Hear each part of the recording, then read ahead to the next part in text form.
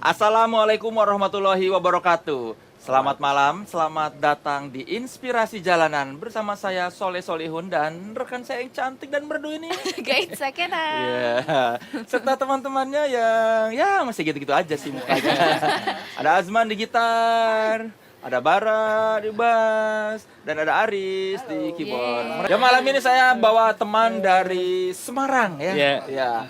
Boleh tepuk tangan untuk Pak Budi Laksono. Apa kabar Pak Budi? Alhamdulillah baik-baik. Ya. Terima kasih. Pak Budi ini punya kegiatan yang sangat unik dan tidak semua orang mau melakukannya. Karena Pak Budi ini memperhatikan jamban untuk orang lain, bukan untuk dirinya sendiri. Pak Budi tunjuk ke kamera bilang, ini liputan saya. Ya, ke sini. Ini liputan.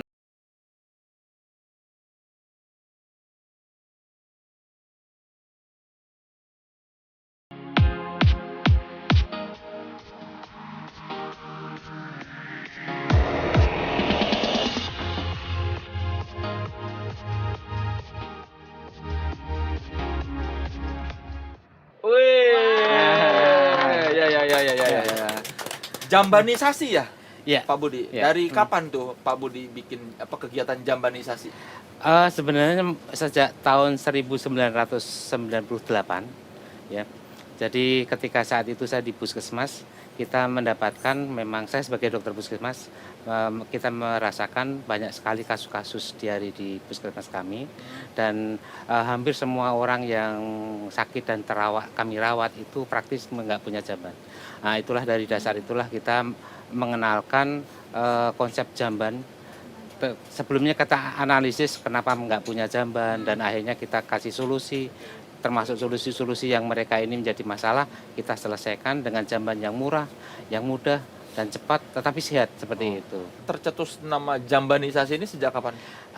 Jadi gini, jamban itu kan sebenarnya kata lasim di beberapa daerah kita, Iya. yang intinya adalah bagaimana tempat bisa kita buatkan tempat yang sederhana membuang kotoran, tetapi terisolasi dengan baik sehingga tidak mencemari lingkungan, tidak mencemari, menularkan penyakit dan sebagainya. Seperti itu. Oh, jadi kadang-kadang kalau jamban tidak baik tuh bukan cuma tidak enak dipandang, tidak punya privasi, juga mengganggu kesehatan ya? Sangat mengganggu kesehatan dan lingkungan. Oh. Terus jambanisasi ini udah ada berapa lama? Ya, sejak itu kita kan membangun, setiap orang atau pasien kami yang datang, kita selalu dorong untuk membuat. Bahkan kalau mereka nggak punya uang yang mereka harus dibayar kepada kita kembalikan untuk membangun jamban. Dan memang tidak terlalu murah, tidak terlalu mahal. Karena waktu itu, zaman itu dengan 150 kami bisa membuat satu jamban buat mereka. 150.000 Rp1.000. Ya. Jadi jamban seperti apa tuh jamban 150.000? Pada dasarnya jamban yang sehat itu adalah jamban yang tidak mencemari lingkungan, yang septic tanknya jauhnya dari sumber air minimal 10 meter, kemudian konstruksinya kuat, kemudian tidak ada serangga yang keluar masuk. Dengan konsep-konsep dasar jamban seperti itu, seperti juga standar Kemenkes, sehingga kalau atau WHO juga, kalau kita bisa membuat tanah dan kemudian tanah itu rigid, kuat, tidak longsor, kemudian kita tutup dengan beton saja, itu sebenarnya sudah menjadi salah satu jamban yang sehat, seperti itu. Kira-kira Pak Budi, untuk jumlah jambannya total berapa sih? Kalau kami sendiri sampai saat ini di tempat yang kami handle oleh yayasan kami sekitar 14 ribuan. 14.000? 14 ribuan, ya. Oh, di mana Tetapi aja? di Jawa Tengah, Jawa Barat, Jawa Timur, di Kalimantan, kemudian ada beberapa case di Sulawesi, Lombok kita buat juga. Nah itu gimana ceritanya dari yang tadinya cuma di Pekalongan bisa kok tergerak Menyebar untuk peduli kemana-mana. keliling Indonesia? Iya, jadi kita mempunyai organisasi namanya Gerakan WC untuk Semua Keluarga atau WC for All, di mana dari situ kita promosikan sama teman-teman, ada mereka yang peduli dan mereka kemudian mengumpulkan donasi, dan kita diundang ke Jawa Barat, kita diundang ke Jawa Timur, bahkan pada waktu bencana kemarin di Lombok kita bawa ke sana, kita buat untuk masyarakat pengungsi, begitu juga. Ini saya penasaran aja, memang di daerah-daerah lain tidak ada yang belum bergerak seperti Pak Budi ini yang memperhatikan jamban-jamban buat lingkungannya. Sebenarnya banyak. Bahkan pemerintah pun sudah bergerak juga sebenarnya. Tetapi saat ini tahun 2015 misalnya, kita mempunyai sensus kurang lebih sekitar 24 juta keluarga di Indonesia itu masih belum punya jamban. Dan itu sebenarnya sejak tahun 2000 kita sudah diberi warning oleh Badan Kesehatan Dunia bahwa itu ada di dalam MDGs bahwa kita harus membangun sanitasi. Tetapi 2015 MDGs selesai pun kita masih tertinggal 24 juta keluarga. Seperti Sampai itu. tahun ini ya. Bahkan tahun 2017 kemarin kita masih ada 22 juta keluarga yang nggak punya sanitasi. 24 juta keluarga di seluruh Indonesia belum punya jamban. Iya. Alias kalau Jamban mereka yang sehat, ya. Oh, jamban yang sehat. Jadi Iya. kalau mau buang air mereka harus keluar rumah dan darurat. Iya, keluar rumah kadang-kadang kalau di sungai ya ke sungai atau ke kebun atau ke bahkan ke laut, ya kan? Seperti kami kemarin di daerah pantai mereka ke laut. Ke laut. Iya. Terus Jadi, selama kegiatan bikin jambanisasi ini kendalanya apa nih, Pak? sebenarnya boleh dibilang kendala besarnya enggak.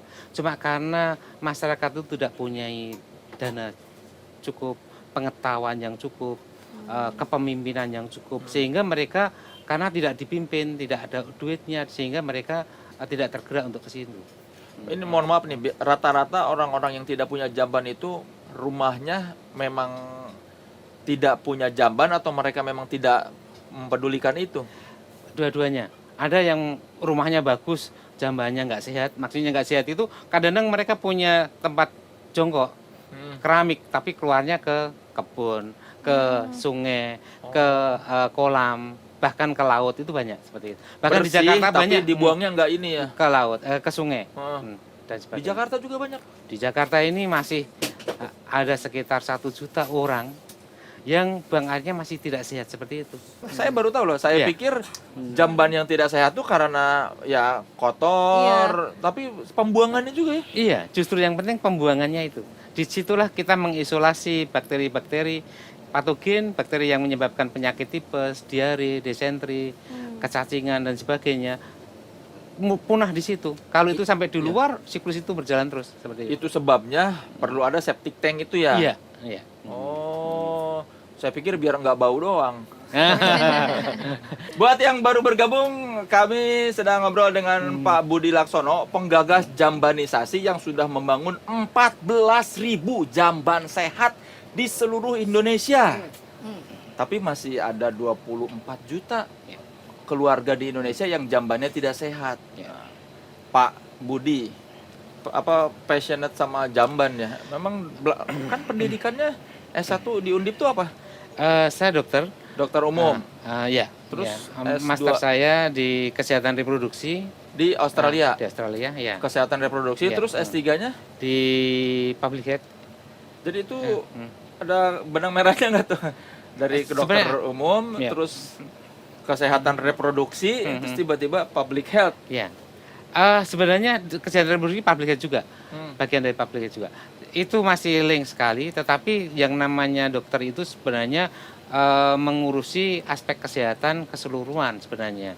Cuma kalau dia klinisi menjadi spesialis-spesialis, tapi kalau public health itu mengurus apa yang menjadi konsep kesehatan keseluruhan seperti itu.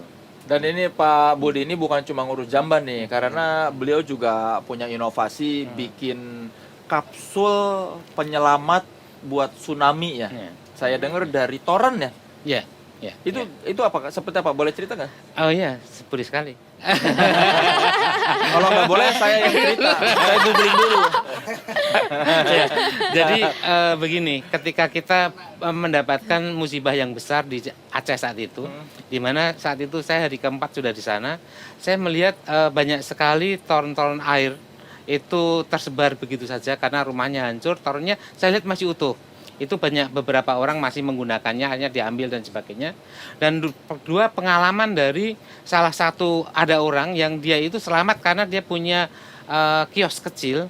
Pada saat bencana itu dia nutup kiosnya itu, dia lihat air yang datang itu tutup semuanya, dia dengan kiosnya dibawa oleh air itu. Dan dia selamat akhirnya. Dari pengalaman di situ saya berpikir, saya ingat Bahtera Nabi Nuh itu kan. Nah, dari situlah kita melihat toron ini bisa menjadi bahtera tsunami pada saat terjadi tsunami. Dan ketika kita buka referensi ternyata betul di Jepang pun sudah ada namanya kapsul tsunami yang mereka buat memang khusus dengan kekuatan tertentu yang sehingga dianggap sangat kuat sekali, dan itu mahal sekali, dan kita nggak mungkin secara personal maupun secara komunal kita membangun itu. Makanya dengan kesederhanaan dari pengalaman di Aceh itu kita membuat pilot, dan pilot itu kami bangun di Aceh tahun 2015 waktu peringatan 10 tahun tsunami di Aceh. Kita buat satu example dan kita presentasikan kepada Pak Gubernur bahwa masyarakat yang masih hidup di pantai, karena dulu waktu tsunami hilang semuanya, sekarang tapi jadi rumah lagi. Nah, mereka harus punya kapsul tsunami. Tidak hanya di Aceh, di Palu, di semua pantai kita yang rawan tsunami, kita harus punya pengaman seperti itu. Cuma persoalannya kan kesadaran pencegahan terhadap bencananya ini seberapa baik tuh? Ya, memang istilahnya mitigasi itu satu yang sangat penting dan memang harus kita dorong terus. Bukan cuma masyarakat tidak terlalu sulit, karena tidak terlalu mudah, karena memang kebutuhan mereka banyak yang harus digunakan, sehingga untuk mengalokasikan atau menabung untuk ini kadang-kadang nggak punya. Tetapi pemerintah dengan adanya dana-dana yang khusus untuk penyelamatan masyarakat ini, saya kira bisa dibuat percontohan-percontohan. Idealnya berarti satu rumah yang tinggal di pinggir pantai itu setiap anggota keluarga ada satu toren buat mereka. Iya, toren itu bisa dibuat untuk 2 orang, bisa sampai 6 orang, sehingga satu rumah bisa. Jadi satu toren bisa dipakai rame-rame? 6 orang, iya. Bisa. Jadi ada jadi kayak ada apa sih, ada kursi atau apa? Itu kan toren itu barang yang kedap. Iya. Kemudian dengan dibuat namanya stabilizer dari beton di bawahnya, sehingga dia akan selalu selalu berdiri. Sehingga dengan menghitung kapasitas orang yang masuk, kurang lebih satu orang 75 kilo misalnya, kemudian kapasitas udara yang bisa ada di situ dengan hukum perkapalan yang sederhana, ya, itu kita bisa hitung. Dan dengar-dengar Pak Budi juga bikin huntara, ya, hunian sementara. Itu apa tuh Pak? Ya, ini diawali dari bencana Aceh juga, dari pengalaman di situ kita melihat, dan saya waktu itu hidup di sana beberapa minggu sampai bulan, kita hidup di tenda, dan hidup di tenda itu betul-betul sangat menyedihkan, sangat tidak nyaman, meskipun tendanya mahal sama seperti itu. Dari situlah kami melihat sebenarnya dengan harga yang seharga tenda pun kita bisa membuat rumah yang sederhana.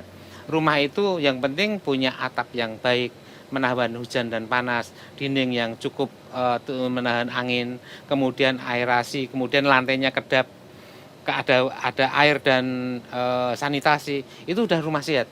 Sehingga dengan konsep itu kami membuat analisis, membuat rumah yang paling cepat yang bisa dibuat oleh pengungsi. Jadi bukan tukang, pengungsi harus bisa membuat. Dan kita bisa tunjukkan dengan rumah AB6 itu 6 orang pengungsi bisa membuat satu rumah dengan waktunya tidak lebih dari 6 jam. 6 jam dan biayanya tidak lebih dari 6 juta.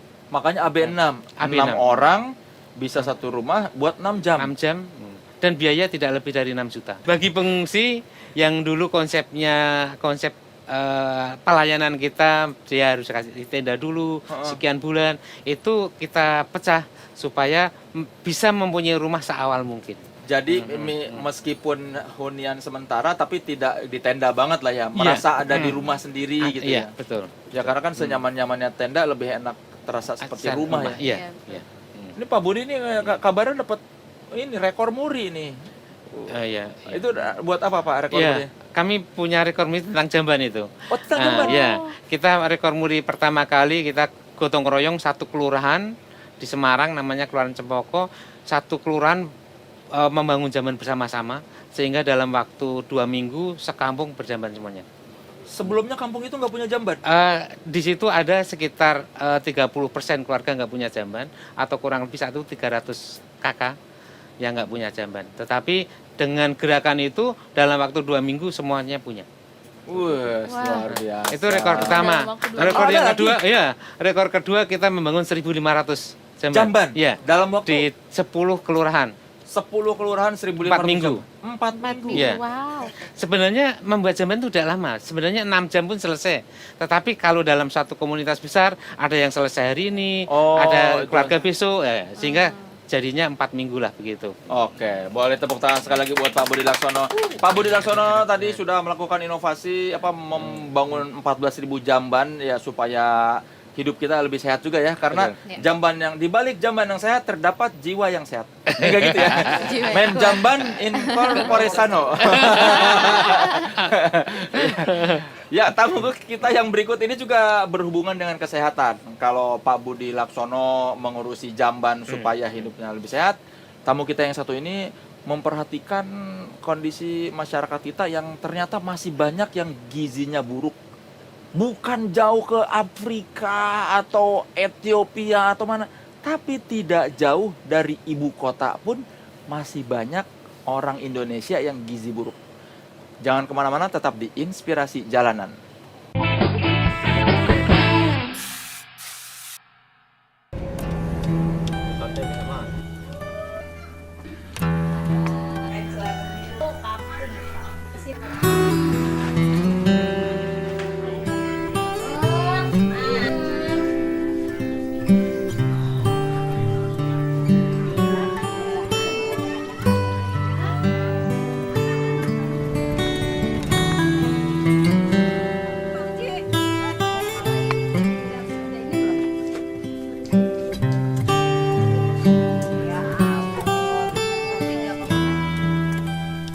Buang air besarnya ke hutan.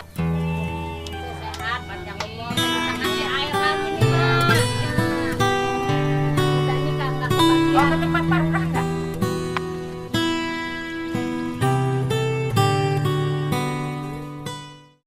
Kembali lagi di Inspirasi Jalanan, masih bersama Soleh Solihun dan Guys, Sakenang. teman-teman di belakang. Dan Terlalu teman-teman banyak nggak usah pastinya. disebutin ya.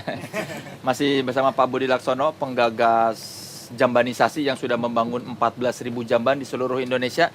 Dan barusan kita lihat liputan tentang relawan kesehatan bernama Ibu Desi Suprihartini atau yang akrabnya Ibu Uun. Dari mana Desi Suprihartini kok jadi Uun? Uun Maskun nama suami. Oh, Kalau nama di sana suami. yang dipanggil nama suami, bukan nama asli. Oh, jadi nama suami Ibu Desi Ibu apa? Uun. Bapak Uun Maskun. Jadi malah Ibu Uun. Iya. Oh, ya. Untung istri saya nggak dipanggil Ibu Soleh ya. Kasihan. Jadi kurang keren. Bu Uun, Iya. itu jadi relawan kesehatan apa yang memulai semuanya itu? Berawal tuh dari rasa keprihatinan saya karena di wilayah saya tuh banyak anak-anak gizi buruk, banyak anak-anak yang kurang gizi. Dan memang saya pernah menjadi bagian dari mereka sehingga saya tergerak untuk membantu anak-anak yang kurang gizi dan gizi buruk. Jadi Ibu Uun pernah gizi buruk. Betul. Umur berapa? Umur setahun. Oh, kenapa itu? Mungkin zaman dulu Hmm. yang namanya PNS kan gajinya kecil ya. Anak 3, ibu saya mungkin hidupnya pas-pasan, terus bapaknya nggak ada. Jadinya asupan gizinya kurang, sehingga saya jadi gizi buruk. Ibu ini anak berapa dari 3 bersaudara? Saya anak nomor 2 dari 3 bersaudara. Semuanya gizi buruk atau cuma Enggak, ibu? saya doang. Oh, Dan waktu saya gizi buruk, saya dibantu sama tetangga. Jadi saya termotivasi. oh, bahwa ada orang yang membantu ibu ketika Kenapa saya sekarang tidak membantu lagi anak-anak yang kurang gizi dan gizi buruk. dulu gimana tetangga ibu membantu ibu itu? Tetangga saya ngebantu, ini cerita dari orang tua saya ya, saya dibawa ke klinik deket rumah tinggal saya di daerah Kemayoran, itu dibilang ini anak kurang gizi, perut saya tuh sampai dipencet gini tuh membel, terus balik lagi, ini cerita ibu saya. Terus dibawa ke Rumah Sakit Gatot Subroto, sekarang RSPAD ya, di sana. Dokternya tuh tadinya nggak mau nerima, tapi karena tetangga saya orang TNI, akhirnya mereka terima. Tolonglah anak ini daripada mati, tolong diobatin. Akhirnya saya masuklah dalam perawatan di Gatot Subroto. Mau berapa lama ibu dirawat? Dirawat kata ibu saya kurang lebih sebulan. Sebulan. Itu sebabnya ketika ibu sekarang, profesinya apa ibu sekarang? Ibu rumah tangga. Oh, ibu rumah tangga. Dengan kesibukan mengurus rumah tangga masih bisa menjadi relawan Betul. kesehatan. Masih bisa menolong sesama. Gimana ngatur waktunya? Jadi pagi-pagi saya ngerjain rumah tangga dulu, kayak nyapu, ngepel, masak. Setelah itu saya baru keliling kampung. Bawa timbangan, saya timbang, saya lihat siapa yang kurang gizi, siapa yang gizi buruk. Yang kurang gizi nanti saya kasih asupan gizi, yang benar-benar buruk saya observasi ke rumah sakit besar. Buat orang yang bukan dokter, gimana mendeteksi bahwa ada anak itu gizi buruk atau sekedar ya buncit aja kayak saya ini? Kan kelihatan dari umur. Kalau umurnya 1 tahun berat badannya cuma 6 kilo itu udah buruk banget. Jadi paling gampang mendeteksi dari Iya, berat badan. dari berat badan dan usia. Setelah itu saya bawa observasi ke dokter spesialis anak dengan uang pribadi dulu. Ternyata hasil saya sama dengan dokter spesialis anak. Dia katakan bahwa anak yang saya bawa itu gizi buruk plus pneumonia infeksi paru. Nah, baru saya bawa pulang dulu, saya galang dana dulu. Setelah dana terkumpul, baru saya bawa lagi ke rumah sakit besar. Kenapa harus menggalang dana? Karena si ibu ini yang namanya orang kampung itu harus disupport. Kampungnya di mana, Bu? Di daerah Tenjo yang banyak. Itu Kabupaten Tenjo Bogor. Bogor. Bogor. Kabupaten berarti ya, bukan Betul. Kota Madia ya. Iya.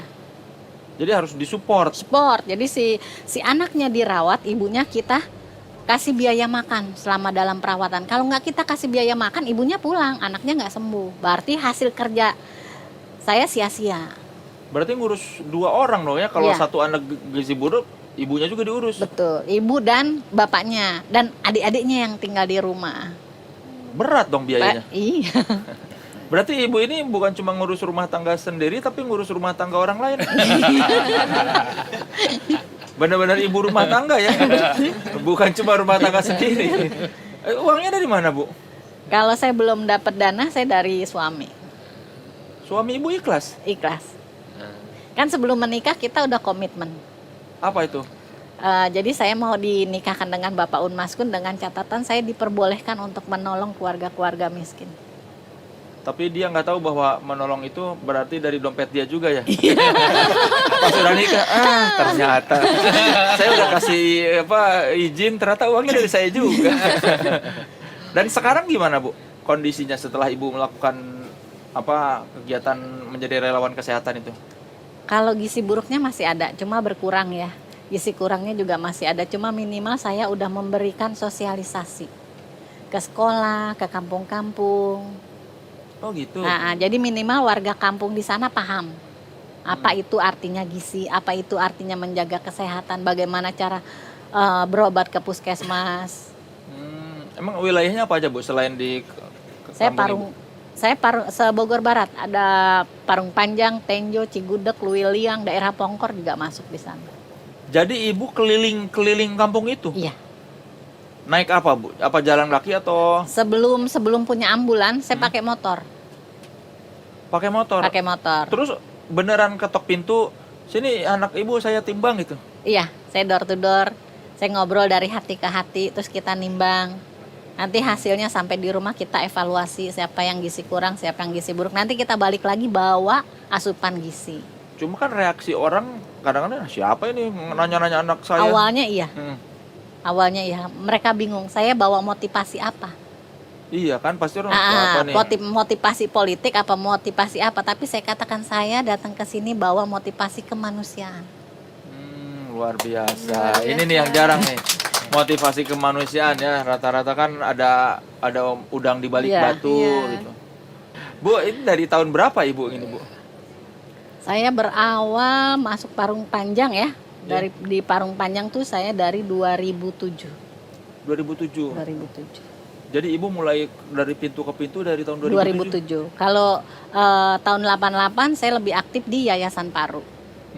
Yayasan Paru itu apa? Yayasan PPTI Perkumpulan Pemberantasan Tuberkulosis Indonesia. Sekarang udah tutup yayasannya, udah bubar. Nah, mungkin Ibu perlu kerjasama sama Iya, Pak Budi Laksono nih. Kan gizi buruk, terus tadi jamban yang sehat. Kalau gizinya sudah baik, tapi jamban tidak sehat, bisa sakit-sakit perut lagi ya Pak dokter? Iya. Akhirnya kurang gizi juga. Oh gitu, bisa Iya. nyambung ke kurang gizi? Salah satu penyebab kekurangan gizi pada anak salahnya dari kronis, penyakit usus yang Usus. kronis. Oh jadi yang dimakan keluar terus? Iya. Jadi diare. Absorpsinya juga kurang. Tapi ya luar biasa ya Bu Un ini membuktikan bahwa ibu rumah tangga tidak punya pengalaman kesehatan, tidak ada sarjana kesehatan, tapi dengan semangat peduli dan menolong sesama, Bu Un bisa membantu meningkatkan kesehatan masyarakat. Yang baru nonton, Pak Budi Laksono adalah penggagas jambanisasi yang sudah membangun 14.000 jamban sehat di seluruh Indonesia. Dan Bu Un ini relawan kesehatan yang membantu menangani gizi buruk di daerah Bogor Barat ya, Bu ya. Dan ternyata mereka sudah berkolaborasi nih. Jadi setelah kedatangan Pak Budi, ada peningkatan yang signifikan, Bu, dari sisi kesehatan di kampung itu? Ada. Mereka jadi punya jamban, mereka jadi mau BAB di jamban yang awalnya nggak mau. Cuma sayang, cuma satu kampung, Pak Budi. Saya berharap bisa satu kecamatan. Dan sebetulnya bukan cuma satu kecamatan ya, masih banyak daerah di Indonesia yang juga, ya Pak Budi tadi bilang, masih belum punya jamban sehat dan masih banyak yang gizi buruk. Ini cuma berapa jam, Bu, dari Jakarta, Bu? Nggak nyampe 1 jam. Tidak nyampe 1 jam, ternyata tidak nyampe 1 jam dari ibu kota nih, Jakarta ya, masih banyak anak yang gizi buruk. Kalau boleh tahu itu pemerintah kotanya atau pemerintah kabupatennya apa yang sudah dilakukan, Bu? Mereka tahu, cuma ya mereka hanya sekedar tahu aja. Dan mereka sudah melakukan, tapi yang mereka lakukan hanya asupan gizi. Kalau anak gizi buruk itu rata-rata ada penyakit penyertanya, nggak murni gizi buruk. Yang murni itu hanya ada beberapa. Nah, yang ada penyakit penyertanya tuh harusnya penyakit penyertanya yang diobatin, baru dikasih asupan gizi. Gitu kan ya Pak Budi ya? Misalnya apa, Bu? Jadi pemerintah tuh tidak melakukan untuk membawa observasi si bayi atau si anak gizi buruk itu untuk mendapatkan pengobatan yang benar-benar maksimal di rumah sakit besar.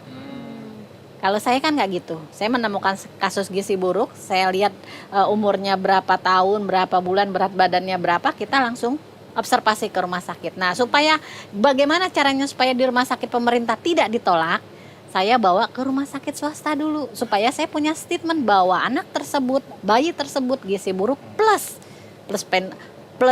karena lambung atau karena bronkopneumonia. Setelah saya punya statement baru saya hajar ke rumah sakit pemerintah. Kalau dia menolak baru saya keluarin ini loh statement dari spesialis. Pak dokter melihat Ibu Un yang bukan sarjana kedokteran tapi paham banyak soal kesehatan gimana nih? Nah, saya terus terang ini salut. Ini salah satu pahlawan pahlawan di sekitar kita. Contohnya seperti ini, bahwa memang di masyarakat perlu lebih banyak orang-orang seperti Bu Un ini, dan kita membuktikan bahwa untuk membangun kesadaran itu tidak harus orang expert, tapi justru orang yang asal mau peduli seperti beliau bisa melakukannya. Tapi katanya dengar-dengar Ibu pernah mau dipenjara. Iya. Gara-gara apa, Bu? Jadi ada satu kampung itu anaknya banyak yang kurang gizi. Nah, kayaknya bidan setempat nggak suka karena saya bikin program 1 tahun ke depan perbaikan gizi. Nah, selama saya membuat program perbaikan gizi, anak-anaknya nggak pernah pergi ke postu, nggak pernah pergi ke bidan, mereka sehat semua. Akhirnya mereka membuat laporan ke Polsek bahwa jadi laporannya negatif, sebenarnya sih nggak negatif ya. Apa laporannya, Bu? Laporannya bahwa saya melakukan hal yang tidak harus saya lakukan. Membuat anak-anak sehat gitu. Mungkin. Tolong tangkap orang ini karena gara-gara dia- dia anak-anak sehat jadi tidak datang ke kami gitu. Dia telepon, intelnya telepon ke saya, ini bicara dengan Ibu Un, iya bla bla bla bla bla. Tapi saya gentle karena saya lahir di Betawi, bapak tentara ya. Ngapain saya takut, ngapain harus nunggu surat panggilan, saya jabanin ke Polsek. Terus Terus saya tanya sama Polsek, Bapak masukin saya ke kandang monyet, kapasitasnya apa? Saya cuma relawan, bawa timbangan, bawa berat badan, saya kasih susu, saya bawa mereka ke rumah sakit, saya bukan teroris, silahkan Bapak crosscheck. Terus diem, terus saya disuruh pulang. jangan takut kalau kita berbuat benar, Iya. itu pesan Bu Un. Terus katanya pernah apa anak diancam mau diculik. Iya. Waktu itu saya live di TV One, bawa anak gizi buruk. Selesai dari live itu, saya dapat SMS, anak saya mau diculik, tapi saya nggak kurang akal. Akhirnya saya pergi ke gedung DPR RI, saya nemuin Komisi 9, saya minta pulang dikawal. Karena saya disuruh pergi dari Parung Panjang, nggak boleh tinggal di situ. Disuruh pergi sama Salah satu pejabat penguasa di situlah. Nah, saya pulang, saya dari TV One, saya masuk belok ke gedung DPR RI, saya masuk ke Komisi 9, saya minta pendampingan. Dan alhamdulillah mereka nggak berani macam-macam. Dan surat pernyataan bahwa saya hadir di Parung Panjang untuk membantu anak-anak yang kurang gizi, khususnya untuk membantu di bidang kesehatan. Jadi nggak ada unsur apa-apa. Tapi sampai ngancem keluarga, berarti keselamatan keluarga ibu juga bisa ikut terancam dong? Iya. Anak Dan udah ada berapa besar, Bu? 3. 3. Dan belum lama saya didatengin preman. Ngapain, Bu? Jadi saya menolong ibu muda, punya anak 2, sakit kanker payudara. Dari keluarga miskin, dia udah kemana-mana rumah sakit ditolak dan dia nggak punya biaya. Akhirnya salah satu RT datang ke rumah saya minta bantuan saya ke rumahnya. Itu udah busuk payudaranya. Akhirnya saya nggak pikir panjang, dengan uang yang ada saya bawa ke rumah sakit Ciawi dan dioperasi, beratnya 10 kilo. Aduh. Itu saya masukin koran. Nah, dengan masuknya koran, salah satu puskesmas di sana kurang berkenan. Karena? Iya, karena saya masukin koran. Jadi seakan-akan kerjanya dia itu nggak bagus, tapi sebenarnya emang kurang bagus sih ya. Harusnya itu kan tanggung jawab dia ya. Dan harusnya dia berterima kasih, warganya udah saya tolong sembuh. Bukan saya harus didatengin utusannya dia. Dia datang premannya ke rumah saya. Bilangnya apa? Ibu, saya mau konfirmasi. Ibu kenapa harus menjelek-jelekan puskesmas? Tapi saya bilang, tolong sampein sama puskesmasnya, baca yang jelas korannya. Ada nggak saya sebut namanya? Nggak ada. Saya hanya berbicara agar pemerintah kabupaten itu lebih peka. Luar biasa. Ini the real power of emak-emak ya. Selama ini kita kan kalau di media sosial the power of emak-emak tuh jadi kayak sesuatu yang negatif ya, belok kanan sen kiri. Iya betul. Ini Bu Un ini membantu meluruskan citra emak-emak bahwa ini ada seorang, ini mama beneran loh. Ibu rumah tangga, bukan petugas kesehatan, tidak ada sarjana kesehatan, tapi membantu mengurangi gizi buruk ya. Gizi buruk. Ya kan kalau gizi buruk bisa juga busuk ya karena bukan ngeles, itu namanya argumen. Bu Un, tapi kan katanya bukan cuma menangani gizi buruk juga ya? Iya, saya memperbaiki sekolah di daerah Bogor Barat. Itu banyak sekolah yang tidak aman, dalam arti sekolahnya tuh tidak layak sekolah. Eternitnya hancur. Nah, saya tunggu 1 tahun, 2 tahun, 3 tahun itu nggak dilakukan sama pemerintah untuk merehab atau merenovasi. Nah, kadang saya bilang, apa nunggu siswanya mati ketibanan pelapon baru dikerjain? Akhirnya saya cari donatur, saya galang donatur, kita bangun. Saya dan tim nggak pernah ngasih uang ke pihak sekolah, tapi kita bangunin. Oh, kita bangunin materialnya segala macam. Kita bangun sebagus mungkin dengan fasilitas kamar mandi, air bersih, baru kita kasih kuncinya. Nah, mereka reaksinya gimana? Mereka bahagia, tapi pemerintah daerah ya kesel mungkin. Karena kan memang harusnya itu kerjaan dia ya. Tapi saya tunggu bertahun-tahun nggak ada reaksinya, kan kasihan siswanya. Mau kencing nggak ada air, kamar mandinya nggak layak, sekolahnya mau rubuh. Bagaimana dia mau jadi siswa yang sehat? Bagaimana mau punya sekolah aman? Bu, emang apa yang Ibu cari, Bu? Yang saya cari? Iya. Saya ingin mencari keberkahan dalam hidup. Jadi saya kepengen tidak ada di pelosok manapun anak-anak yang kurang gizi atau gizi buruk. Jadi senyum mereka adalah senyum saya, kebahagiaan mereka adalah kebahagiaan saya. Luar biasa. Ibu Un mencari keberkahan, kita doakan semoga Ibu Un dan Pak Budi Laksono mendapat keberkahan ya. Amin. Dan supaya senyum-senyum makin terkembang bukan cuma di Bogor Barat, tapi juga di semua daerah seluruh Indonesia ya. Oke, malam ini sangat inspiratif sekali. Terima kasih Pak Budi Laksono, terima kasih Bu Un. Kehadiran mereka mengingatkan bahwa lagi-lagi kita butuh orang-orang seperti mereka yang tidak hanya memikirkan diri sendiri, pun tidak hanya memikirkan rumah tangganya sebagai ibu rumah tangga, dia memikirkan rumah tangga yang lain. Pak Budi Laksono juga yang dokter kesehatan ternyata memikirkan kesehatan orang lain.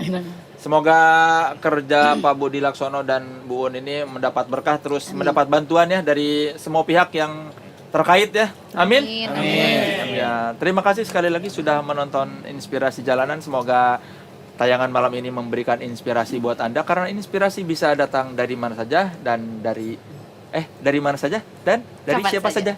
Sampai jumpa minggu depan. Saya Soleh Solihun dan Gaisa Kena. Selamat malam. Assalamualaikum warahmatullahi wabarakatuh. Ini dia lagu Gaisa Kenang dan The Canggis dengan Menghitung Hari.